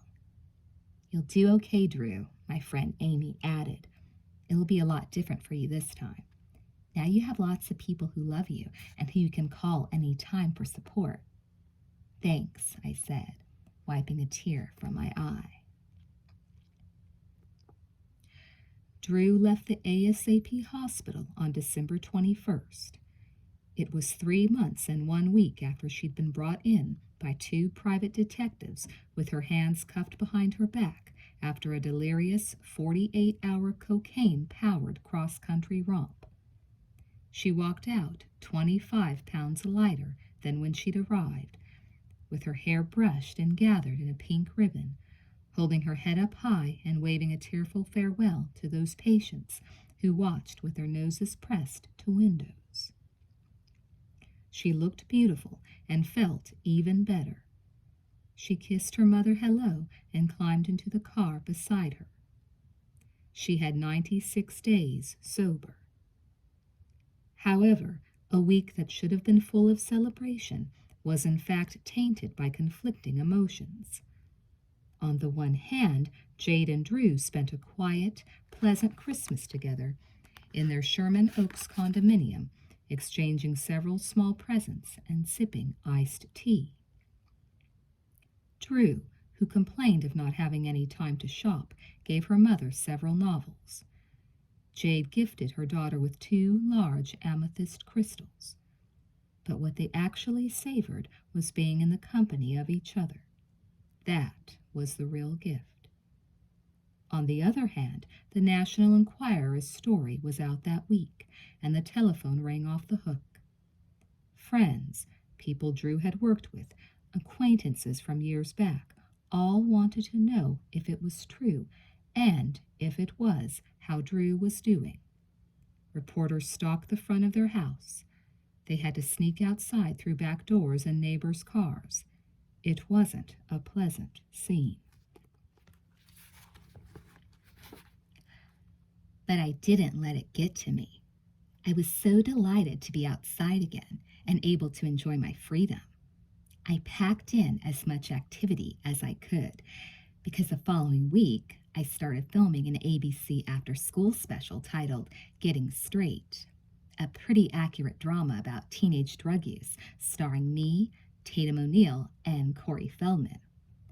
Ironically, it was shot at the ASAP hospital I just left. During the second week of filming, the People magazine story came out, and I was so relieved to have my version available to the public. Doing it, I recognized, was a risk, not unlike sharing in group for the first time. But it seemed stupid to me to hide all that I'd been through as if it were something to be embarrassed about. Not getting help would have been something to be ashamed of. In addition, I planned to have a long acting career that over time would require me to give lots of interviews, and I didn't always want to have to talk about my ordeal. If I told this story from beginning to end, once and for all, then, I thought, when the topic arose, I could simply tell interviewers, I've already dealt with that extensively. I'd like to move on. Still, I couldn't help but wonder how people would react. Drew didn't have long to wait. For the next several weeks, the letters poured in. In just the first week, People magazine was out on the stands. 170 emotionally charged responses streamed in, far above the average for an issue. Nearly 90% applauded Drew's courageous battle, including 13 readers who were themselves recovering from drug or alcohol misuse. The 10% who wrote in negative comments expressed astonishment and disgust at the way Jade parented her child. That was to be expected, Jade says. If people wanted to use me as a scapegoat, fine. It was Drew's decision to tell her story, and I was determined that it be her story, not mine. I blamed myself plenty and got over that. The real story is told in those multifamily groups we attended. You walk in thinking you're the worst parent on the planet, but then you see that kids and families from every possible situation are represented, and you think, my God, we've all ended up at the same point. It couldn't be just me. The negative letters bristled with disdain for Drew and Jade, evidencing little understanding or compassion for the underlying complexities of addiction. Feel sorry for Drew Barrymore, a reader from Brooklyn, New York wrote. No way. Instead of putting her on a national magazine cover, someone who has an interest in her well-being should give her a good spanking. I am disgusted by Drew Barrymore and angry with you for giving her a forum, a reader from La Mesa, California, commented. If she were an ordinary child, she would now be in foster care. Her mother would be charged with child endangerment, and the adults who furnished her with addictive substances would have faced appropriate legal action. However, there was no question that Drew, as she intended, made the biggest impression on those of her own generation who faced the same problems and temptations she did. I have just finished reading your article on Drew Barrymore, which I must say has made a large impact on myself, a girl from Connecticut wrote. At first I thought a 13-year-old addicted to drugs and alcohol was ridiculous. But after reading the article, I could really relate to many of her emotions. I myself, only 15, grew up without a father. He was addicted to drugs and found it difficult. All my friends are considerably older. I have used many drugs and alcohol and have been since the age of 12. I am also very harsh and irate toward my mother. Drew's story had really made me think about myself. I believe her story was great, and I give her credit for sharing it. Thank you, people, and Drew Barrymore, for sharing her story about teen alcoholism with us, an anonymous reader responded. After reading the story, my 14-year-old sister came forward to let the family know that she, too, had a problem with drinking. Like many others, I'm sure we always had the attitude of, it would never happen in our family. By sharing her story, Drew allowed us to catch the problem before it got completely out of hand. We got tons of mail at home, too. I read it and tried to answer most every letter. Without question, the response made me feel as if I'd done the right thing by going public. There's absolutely no shame in helping other people. But Drew wasn't allowed to sail off smoothly into her life. Just when it seemed as if the furor had subsided, a bombshell was unexpectedly dropped in an issue of The Star dated February 14. E.T.'s Drew Barrymore falls off the wagon, the headline screamed. Back in late-night clubs just 4 weeks after leaving drink clinic. Then the story announced that Drew was drinking again at a Hollywood party.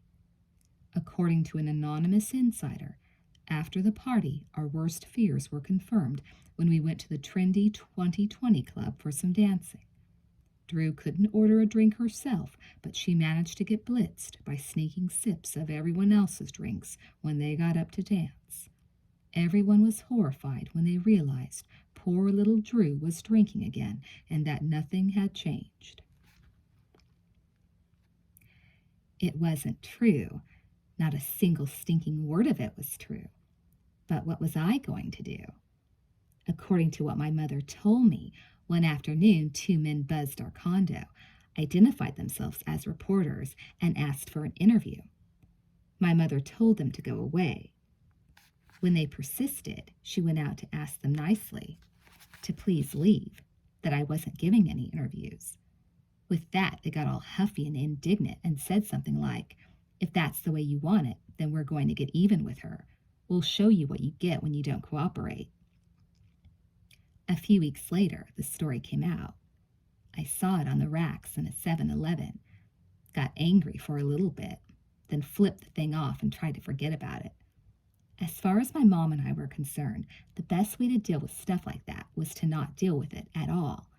Just let the lies pass and go on with life. Life. That was enough to handle. Drew was healthier than ever before and better able to handle her problems, but she still wasn't out of danger. She wasn't even close. She was still very much an addict alcoholic, and she was still an adolescent who alternated between good and bad days with the predictability of the weather. Blow-ups with her mother were unavoidable. Wrestling with the destructive components of her personality was an ever-present reality she had to confront. She still suffered the frightening lows of depression. Her therapists, aware of the high relapse percentage, worried about slip-ups. Issues popped up all the time. That's what they told me would happen. I didn't walk out of the hospital cured. It's not like I got a shot of penicillin and everything was fixed in 3 days. Every day is a struggle. The difference is that I'm aware of it, and hopefully I have the tools to help me get through my various crises without having to lose myself in alcohol and drugs. How do I handle my lows now? Well, I call people who I trust and talk out my feelings, or I write about them. Basically, when something happens, I first isolate for a little while, gathering the energy and strength to deal with whatever it is. And then I get myself out into the open and confront the issue. I don't let problems simmer anymore. I work through them right away. It's not always easy. Not too long ago, I was looking through a photo album, and most of the pictures were taken before I went into rehab. In most of them, I was really loaded. You could see my eyes dilated, or I was falling over, about to pass out, or I'd passed out already. In others, I was just getting out of bed, holding a glass of water in one hand, a bottle of aspirin in the other, with a little sign taped to my shirt that read, "Hangover, ouch." I was laughing as I leafed through the pages, remembering all the fun times, and all of a sudden, I had a really bad anxiety attack. I started crying hysterically. I thought I looked so happy in those pictures. I wanted to be like that again. I started breathing heavily, and then I stopped altogether and fainted. When I woke up, I sat there, contemplating everything I was feeling, really debating whether or not I wanted to use again. As I was catching my breath, I was tempted to just run into the kitchen and scream, "Fuck sobriety," grab a beer or whatever I could find, and get so loaded, just like it used to be. It was the closest I'd ever come to using again. I was ready to say, "Screw everything." Instead, I waited there, not moving except to light cigarette after cigarette until my mom came home and I could talk to her. Then I called Jan. They talked to me, soothed my anxiety, told me that I was a better person sober than loaded, and reiterated that they loved me. Afterward, I calmed down and decided that I was glad that I didn't use. The way I was thinking, that I needed to drink or use till I was obliterated, is just a one-way ticket to death. I'm an addict, and there's no middle ground. Needless to say, one of my biggest fears centered on my social life. There was no going back to my old friends, that was for sure. But I wasn't going to be a hermit. I wanted to go to parties, to spend Saturday nights with friends, and to date, normal things that teenagers do. I just worried about what other kids would think of me now that I was straight. Except for the people I knew at ASAP, I figured from experience most teenagers dabbled in drugs and alcohol. In the middle of March, a totally cute guy from Beverly High asked me out. His name was Sam, and he was 16.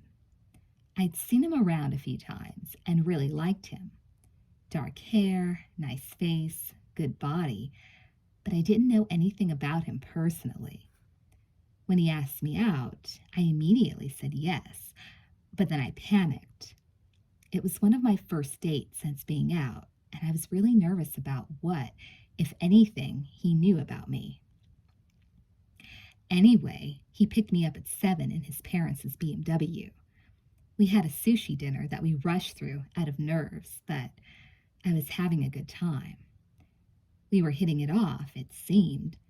Then he suggested going down to the marina where we could sit on his parents' boat and talk. Talk? I questioned him. Yeah, he smiled.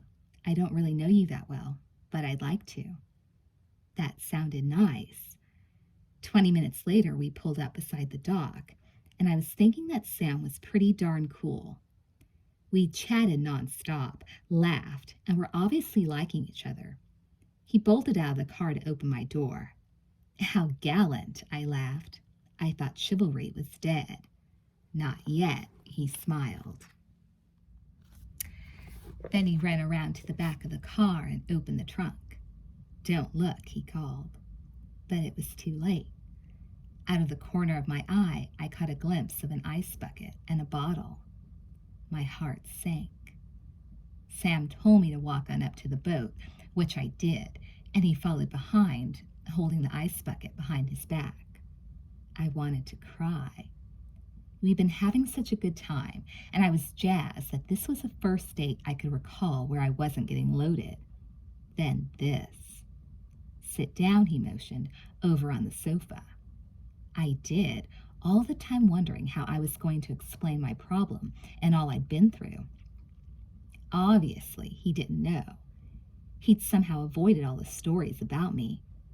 But I didn't want to explain everything. What a drag. Okay, close your eyes, Sam said, which I reluctantly did, and then he said, okay, now open them.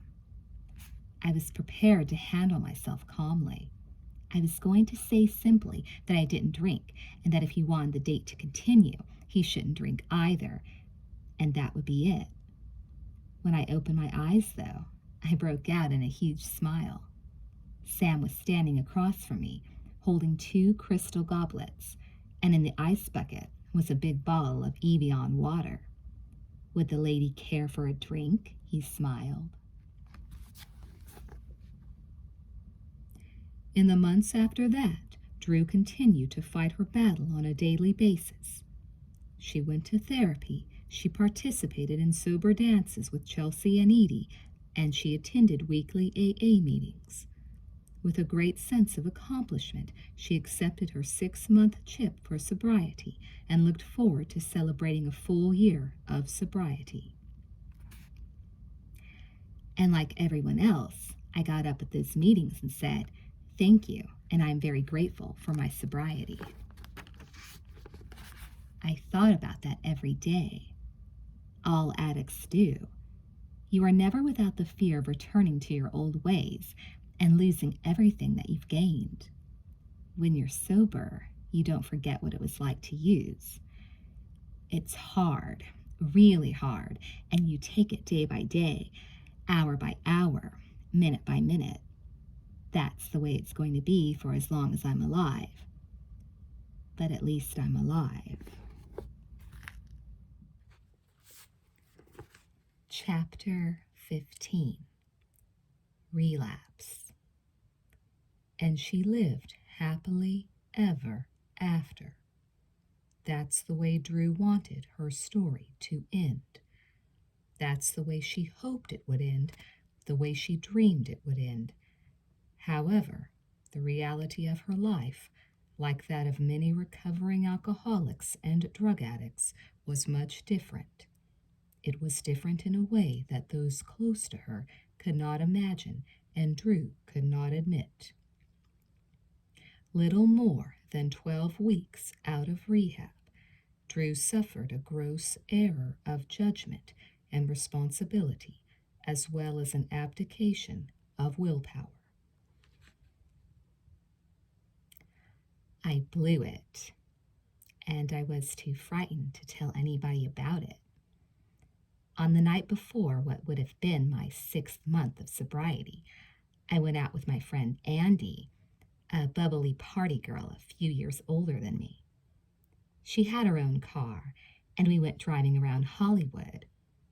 Andy was wild, one of the things that made her so fun. And that night, she had a couple joints of marijuana on her, so we decided to get high, for no good reason other than that.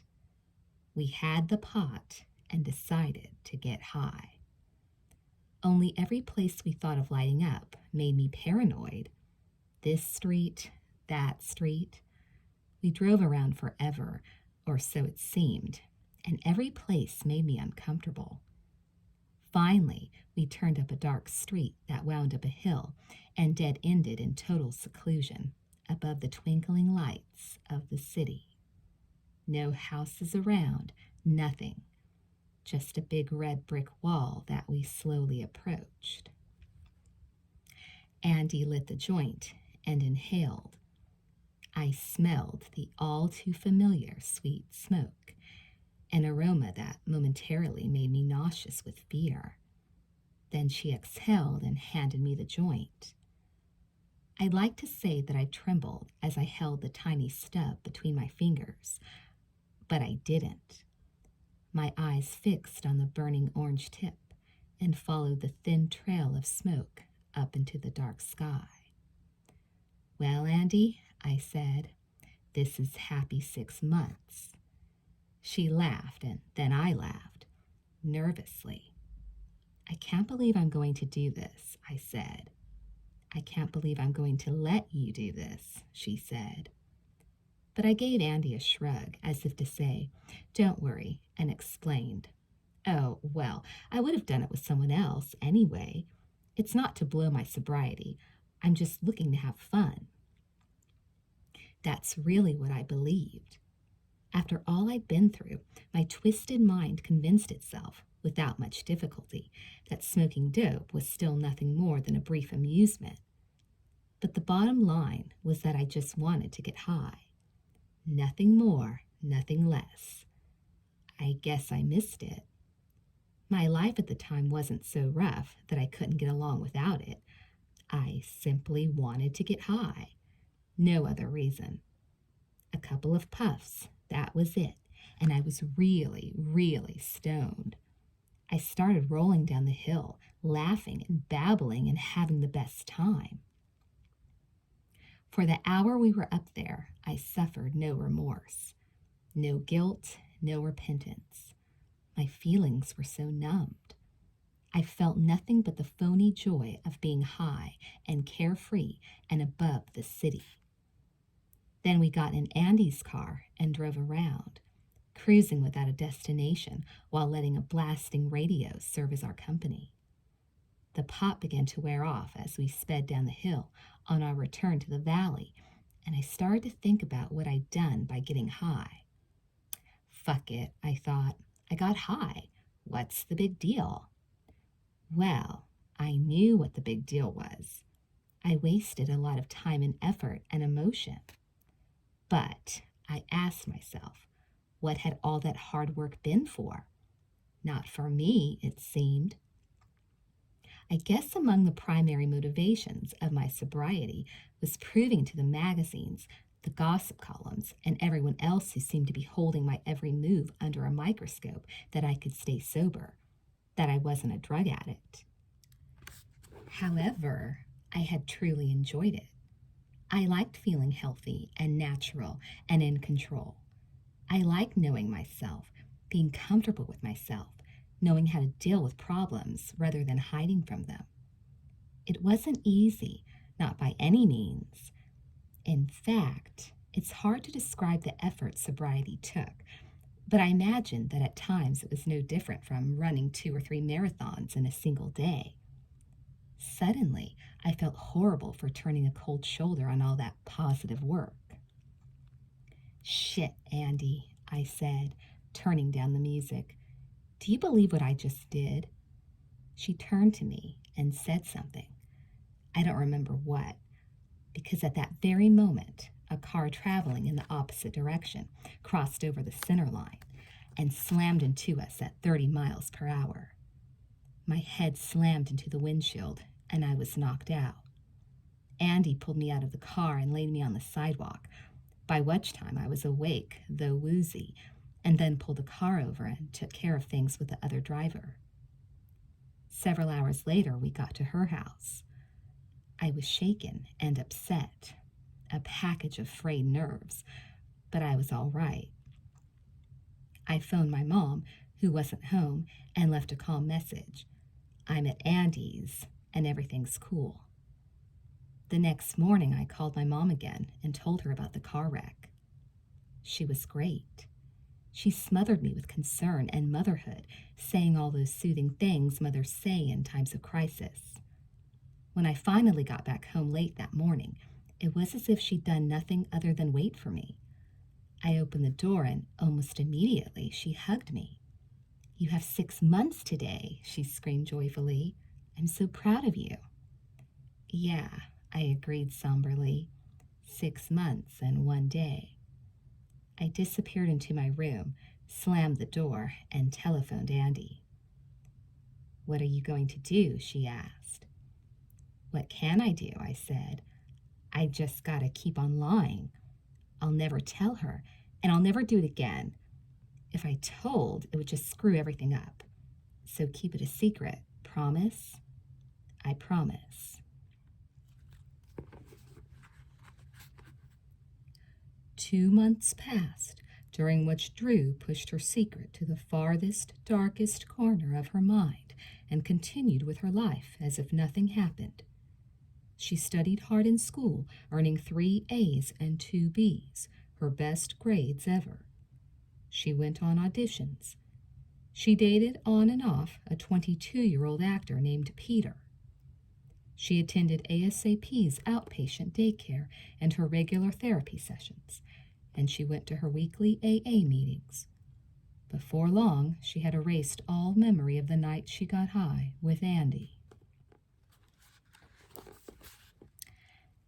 Everything was okay. Once in a while, I thought about what I'd done, like when I was with Jan Dance, my friend David Crosby's wife. But honestly, I blocked it out so much that I stopped remembering about it. I was still going regularly to meetings, to daycare at the hospital, to therapy sessions. I guess I lied so much about it that, actually, I almost convinced myself that I'd never broken my sobriety. Even though, inside, when I looked at myself in a frank light, I knew the truth. Then, sometime during the week of what everybody thought was my 8th month of sobriety, I did it again. I got high with Andy. We got stoned in the afternoon at her house, went to lunch, and then picked up tickets for a concert later that night by the Bangles. However, when we returned to Andy's house, we got stoned again. Fell asleep and missed the concert. I felt like a jerk, the lamest jerk in the world. I think the only thing running through my mind was how purposeless getting stoned was. I'd promised myself I wasn't going to do it anymore, and here I was, breaking that promise. I felt like the total jerk. So what I'd do? I made the same promise to myself. I looked in the mirror in my bathroom at home and said, "Drew, you're never going to get high again. Do you hear what I'm saying? Never." This time, unlike the previous incident, I found it more difficult to forget my lapse. Not that it constantly weighed me down. I didn't allow that. Or rather, I couldn't allow that and pretend to be getting along like I was. One time, though, the reality of my increasingly cumbersome lie hit me, and hit me hard. Not surprisingly, that was all it took to begin the slow and painful dismantling of the delicate facade onto which I'd been so desperately clinging. I was sitting in an AA meeting, and this girl got up and shared how she'd gotten loaded and lied about it for a long, long time. I found it eerie and unsettling as she described how she kept her lie going right up until a cake celebrating a full year of sobriety was wheeled out. As she began pulling out the candles, she broke down and cried, "I can't do this. I'm not sober." I sat there and listened intently, but I did so without the slightest expression on my face. To look at me was to see an impassive girl with blank eyes. Inside, though, I wanted to jump out of my chair and scream, "That's me!" It took monumental strength to restrain myself, but it was more than supplied by the incredible fear I felt about coming forth. I wanted to admit everything. I wanted to get real with myself, but I was just too damn scared. I looked over at an acquaintance from ASAP with what I imagined was a sad and mournful expression. She returned my look with a supportive, "Cheer up, Drew," smile. But that was out of the question. I was miserable when I got home that night. The lie was hanging over me like a ticking time bomb. I couldn't imagine it getting any worse. I cried and cried, and when I believed my tear ducts were thoroughly drained, I cried some more. I heard my mother on her way out with Peter, my on-again, off-again boyfriend who, at that point, was more on than off. As she pulled the car out, I bolted out the back door and virtually dove under the car. My mom jammed on the brakes and shot out of the car. I made her sit there with me while I cried my eyes dry. She stroked my head softly and asked what was making me so upset. But I couldn't tell her. I just cried instead. And inside, the whole time I was thinking, "Mom, I wish I could tell you this. I got loaded twice and have been lying to you and everyone else. Mothering is what I wanted. Mothering and being smothered with love and care. I knew if I told her the truth, she could make me feel better. But I couldn't. I didn't have the courage. The more I thought about how tangled I'd become in the complicated cover-up, the harder I cried.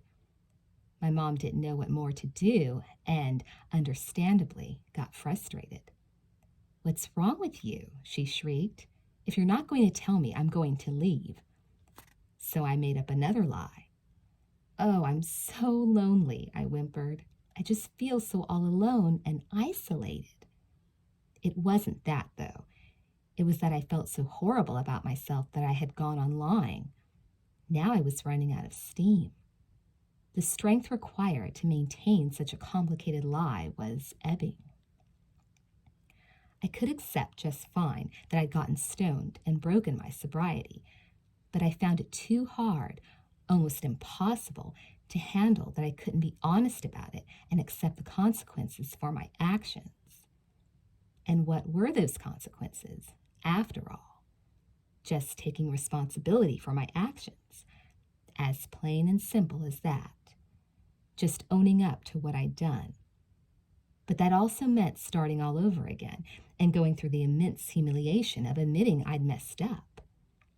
I knew, realistically, that those people closest to me were only going to be sympathetic and loving, but that wasn't convincing enough. Instead, I feared the onslaught of public scrutiny and imagined my mom, irreparably disappointed, hating me, and all my friends in the program feeling ashamed of me, mad that I let them all down. I was so scared of letting everyone else down that I embraced the lie more closely than ever. I had to. I convinced myself for my own good. In reality, though, the lie wasn't for any of that. I lied to avoid letting down the one person who mattered most. me. It was all about me. And I knew it, which made the experience all the more painful. Emotionally, I thought of myself as an hourglass, a beautiful, fragile hourglass full of sand that had been turned over with a single puff off a joint the night I broke my sobriety. From that night on, for 3.5 months, the sand had slowly been trickling out, slowly, ever so slowly, through the tiny hole. Until now, finally, the last few grains were gone, leaving me empty and hollow. From then on, hers was a fast slide downhill. The more Drew chastised herself for spinning this tangled web of a lie, the more the rest of her life became unglued. Fights with her mother grew in frequency and ferocity, and the old tendencies of codependency they had worked so hard at ASAP to understand surfaced out of self-preservation. Drew also battled incessantly with Peter. There was no way for her to maintain those relationships when she could not deal with herself. And that heaped on top of all her other troubles proved too much for Drew to shoulder.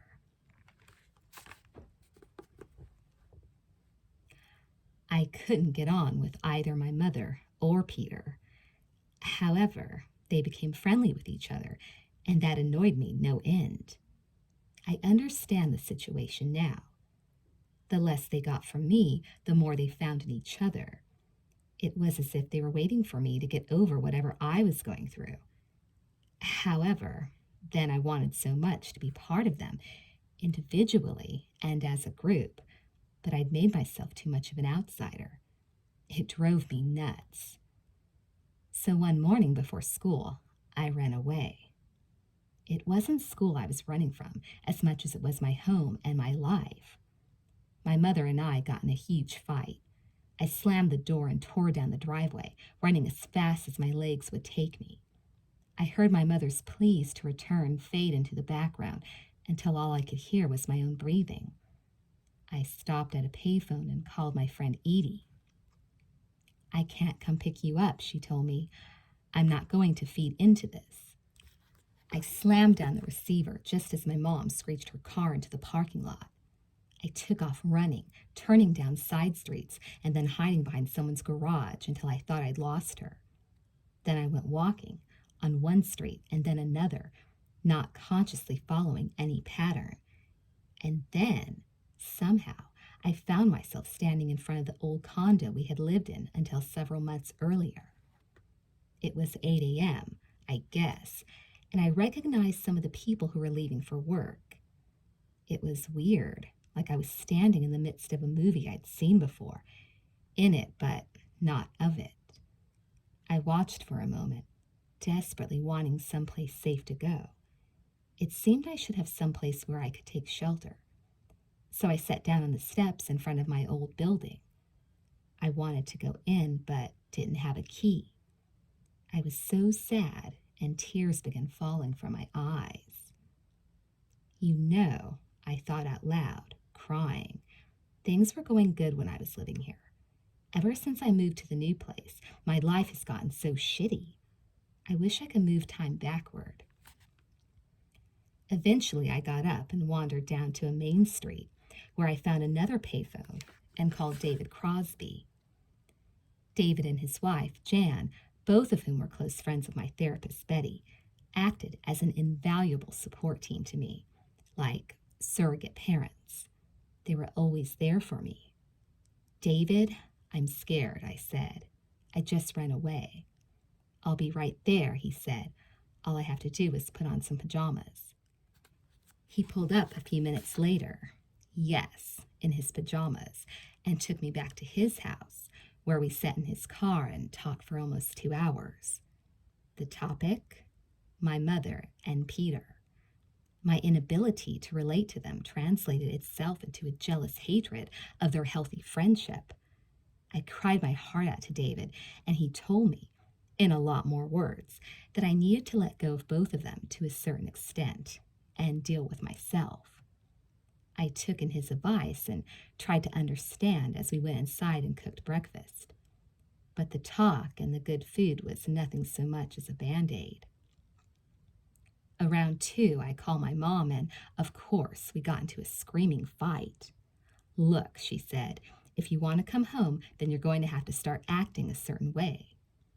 I wanted so badly to scream, "Look, you've got to compromise too. It's not all me." But I didn't. The fight went out of me, and I just listened to what my mom said. No argument. I was so confused, disoriented. I didn't understand anything that was going on in my life. I didn't understand what I was doing so glaringly wrong that both my mother and my boyfriend should abandon me. By the time school let out for the summer, Drew's home life had become the ultimate codependent nightmare. She and Jade bickered constantly. There was no middle ground, no island of calm, no refuge from the way they seemed to set each other off. Despite months of working on their relationship, they had become full-time combatants.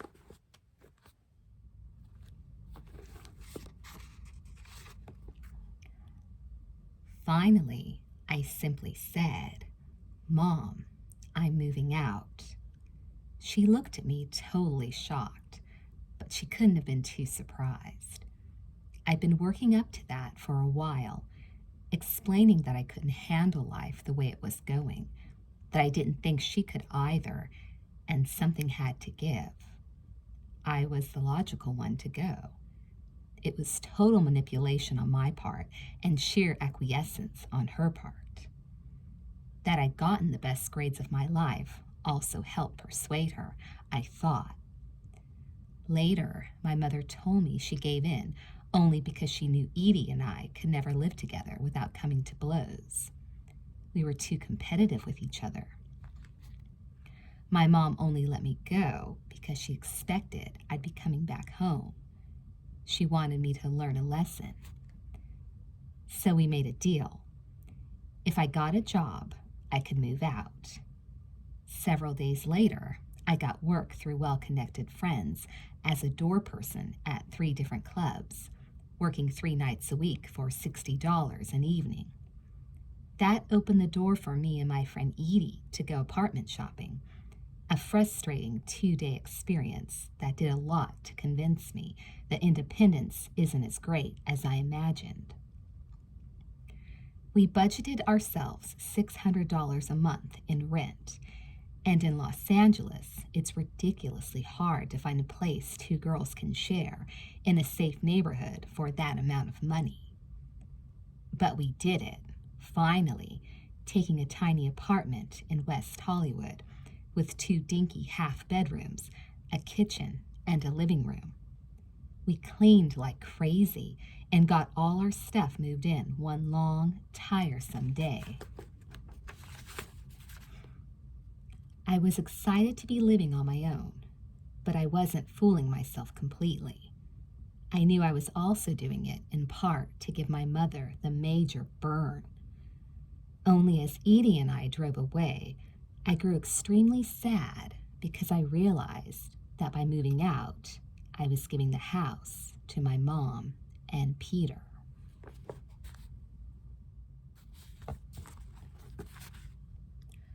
The month of June passed quickly and without incident. Drew enjoyed her freedom. She worked her various jobs. She went out with friends. She stayed in touch with her mother, checking in on a regular schedule. She attended meetings and worked her programs as diligently as possible. Seemingly stable, she also got involved with an upstart actor in his late teens, a relationship that began slowly and then intensified as quickly as it burned out.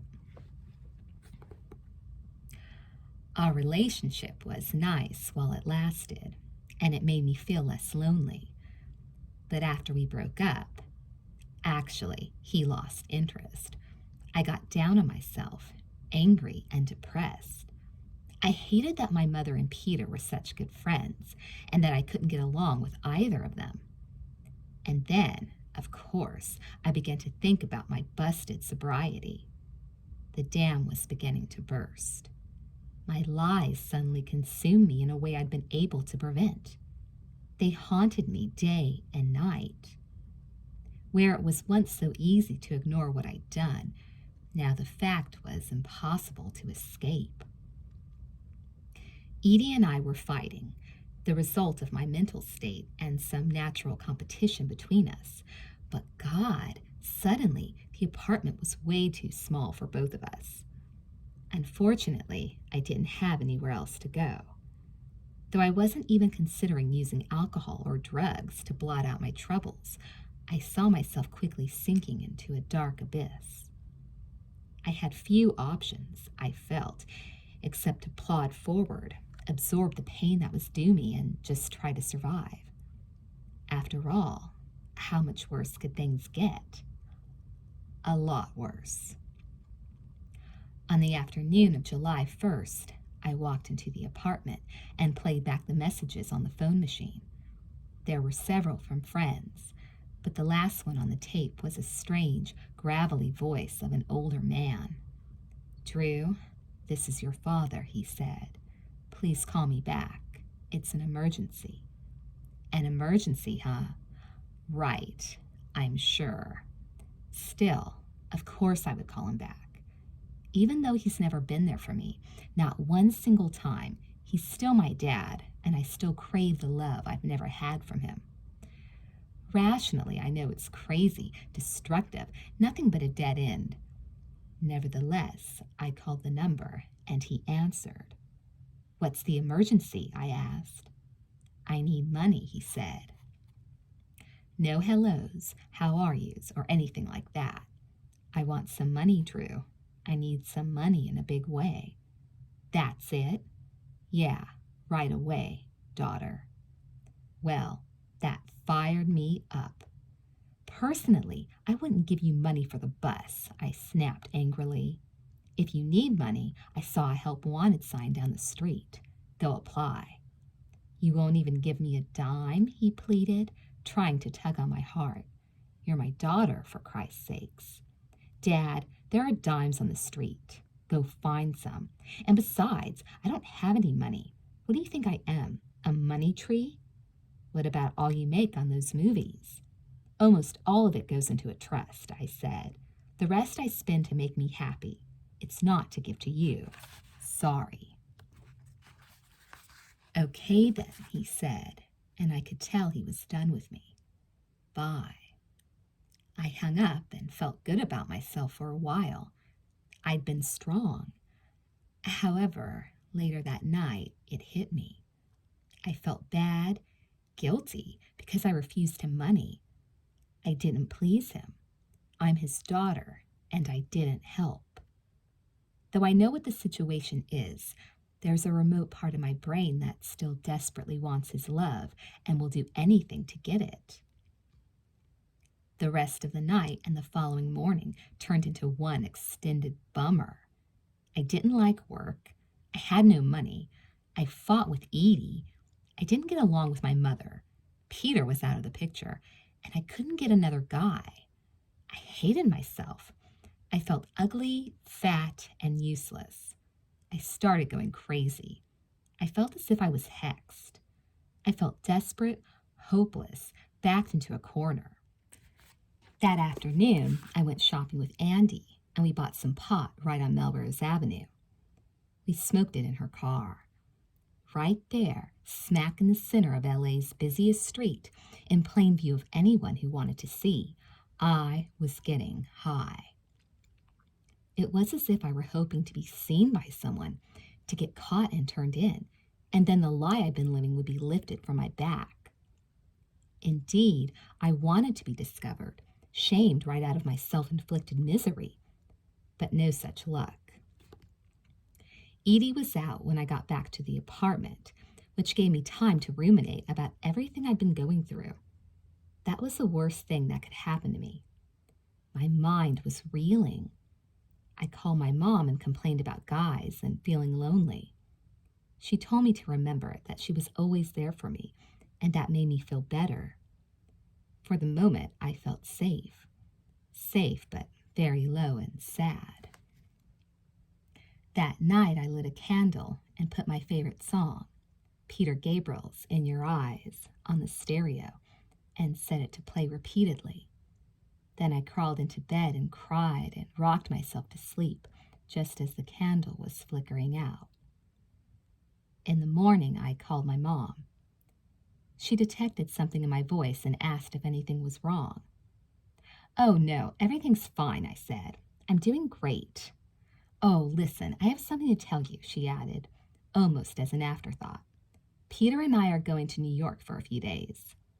"What?" I said, incredulous, shocked, dumbfounded, and pissed off. "Since we're selling our apartment there, I thought I'd go and pick up some things. It'll just be a few days." "And Peter? Why's he going too?" "I need help moving and lifting. I can't do those things by myself." "Fine, you two have fun," I snapped.